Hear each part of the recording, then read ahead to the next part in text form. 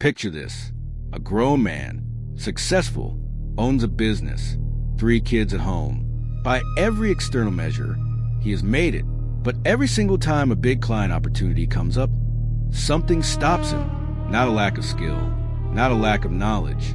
Something quieter than that. Something he cannot quite name. So he stays small, takes the safe jobs, avoids a risk, and tells himself it is just not the right time yet. Or picture the woman in the Monday morning meeting, intelligent, prepared, has something genuinely valuable to say, but the moment she opens her mouth, something shuts down, her body tightens, the words disappear, and she sits there quietly while someone else says a version of what she was thinking. Here is what most people get wrong about both of these situations. They call it a confidence problem, a mindset issue, a fear of failure. They buy the book, do the course, repeat the affirmations, and nothing changes because the real problem is not happening in their adult brain. It never was. What you are actually watching in both of those people is a child who made a decision a very long time ago about how to stay safe in the world.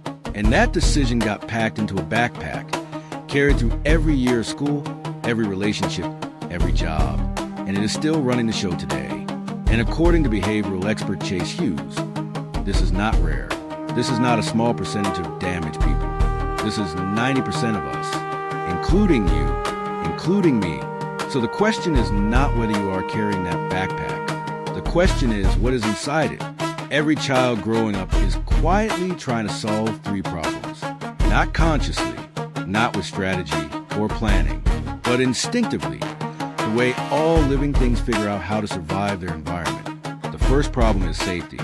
How do I stay safe in this house, in this family, in this school? For some kids, safety meant getting loud, taking up space, dominating the room before anyone else could. For others, safety meant the complete opposite, getting small, staying invisible, making sure no one noticed them enough to hurt them. And for others, safety meant staying constantly alert, always watching, always reading the room, because you never knew what version of a parent was walking through that door. The second problem is connection. How do I make friends? How do I get people to like me and keep liking me? Some kids learn to be funny. Some learn to be useful. Some learn to people please their way into belonging. The third problem is love. How do I earn appreciation, affection, approval from the people who matter most to me? Now here's the critical part. Every answer that child came up with, every behavior, every pattern, every coping strategy got hardwired, repeated enough times that it stopped feeling like a choice and started feeling like personality, like just the way I am. Chase Hughes calls this the childhood development triangle.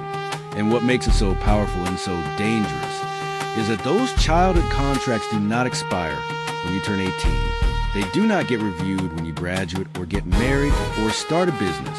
They just keep running, quietly, in the background, governing decisions you think you are making as a rational adult. This is the part that will change how you see people forever. The next time someone at work drives you crazy, the colleague who always needs to be right, the team member who completely shuts down under pressure, the manager who controls every tiny detail and cannot delegate anything. Before you label them difficult or toxic or impossible to work with, try seeing what Chase Hughes sees. An 8-year-old, not as an insult, as a genuinely accurate description of what is actually happening. The colleague who always needs to be right in every meeting. That is probably a child who grew up in a house where being wrong was dangerous, where mistakes got punished, where being the smartest person in the room was the only way to feel safe. The team member who shuts down the moment there is conflict. That is probably a child who learned that disappearing was safer than engaging, that staying quiet kept the peace. The controlling manager who cannot let go. That is probably a child who grew up in an unpredictable environment where controlling everything around them was the only way to feel like the ground beneath them was solid. None of these are adult choices. They are old survival strategies wearing adult clothes. And here is why this matters beyond just being interesting. When you start seeing the child behind behavior, something shifts in you. The irritation softens. The judgment loosens. Not because you are excusing the behavior, but because you are finally seeing accurately. An accurate perception is where real influence begins. Chase Hughes puts it simply. If you are a leader and you can look at a difficult team member and think, I see an 8-year-old there, you are no longer reacting to behavior. You are responding to the root. And that changes everything about how you lead that person.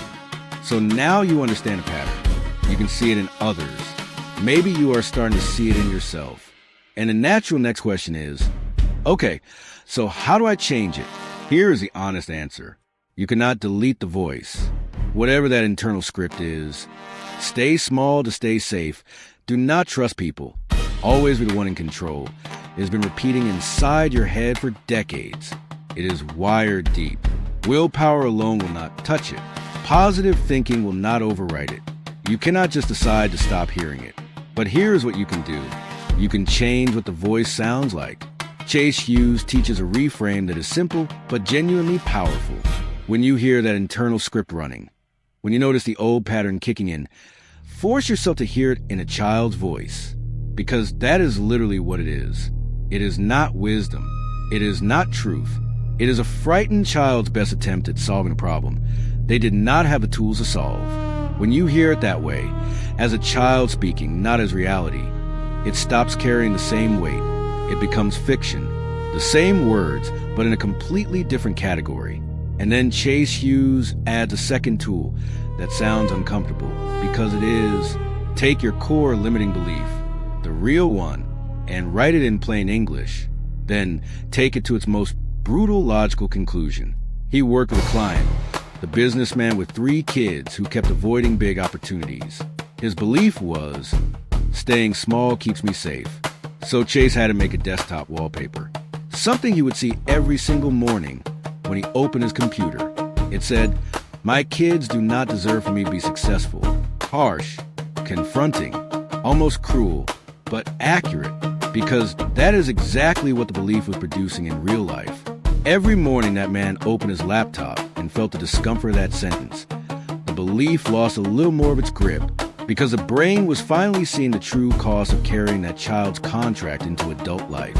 Awareness does not fix everything, but you cannot change what you cannot see clearly. Chase Hughes teaches 4 distinct levels of how human beings view other people, and the level you operate from determines almost everything. Your relationships, your leadership, your communication, your ability to influence. Let me show you all 4 with one scenario. You are driving. A sports car suddenly cuts you off, pulls dangerously close to your bumper, and the driver sticks his arm out of the sunroof and flips you off. Level 1, this person is broken, and broken things need to be fixed or punished. So you speed up, pull alongside him, and match the energy. You are resetting the balance of power. Most road rage lives here. A lot of workplace conflict lives here too. Level 2, you do not act on it, but you are still flooded. Your heart rate spikes. You grip the wheel tighter. Maybe you quietly hope he hits a pothole. The emotion is real and it stays with you. Chase Hughes says all anger is a secret desire to change something. Level 2 people feel that desire intensely. They just do not always act on it. Level 3, facts. You zoom out enough to recognize this is just how some people are. You do not get angry at a storm. You do not take a hurricane personally. At level 3, you apply that same logic to human behavior. The anger dissolves because you stop expecting the weather to apologize. Level 4, reasons. This is where everything changes. At level 4, you look at that driver and instead of seeing a threat or an inconvenience or even a fact of life, you see a story. You see a child who at some point decided the only way to never be hurt again was to always be the aggressor first. You see a person running a very old program that has nothing to do with you or this moment. You see an 8-year-old boy driving that car. And from that place, you cannot stay angry. Not because you're being naive or soft, but because you are finally seeing accurately. Level 4 is where real influence lies. It is where great leaders operate. It is where the best communicators, the most respected people in any room. It is where they see from. And it is available to anyone willing to do the work of getting there. Here's the thing about empathy that most people get wrong. They think it is a feeling. Something you either have or you do not. Something soft and emotional that has no place in business or leadership or competitive environments. Chase Hughes calls empathy a talent, and he means that literally, because the person who can look at difficult behavior and see the reason behind it and not just react to surface, that person has an advantage that cannot be automated, cannot be outsourced, and does not go out of date. AI can process information. It cannot understand why a person shuts down in conflict. It cannot read the armor in someone's language and know what soft thing is hiding underneath it. It cannot build a kind of trust that makes people genuinely follow you. That requires understanding people, really understanding them. And the starting point, the foundation of all of it, is this one shift in perspective. Stop seeing difficult people as broken. Start seeing them as carrying something old. Stop hearing your own limiting voice as truth. Start hearing it as a child who did their best with what they had. The fastest way to change your life is to change how you see the world. Not just the external world, but the world inside yourself and inside everyone you interact with every single day. That shift does not happen overnight, but it starts the moment you decide to look at the pattern behind the behavior instead of just reacting to the behavior itself. And once you start seeing it, you genuinely cannot unsee it. Everything changes. If this gave you a different way of seeing yourself or the people around you, share it with someone who needs to hear it. And subscribe if you want more content that helps you understand human behavior at a deeper level. I will see you in the next one.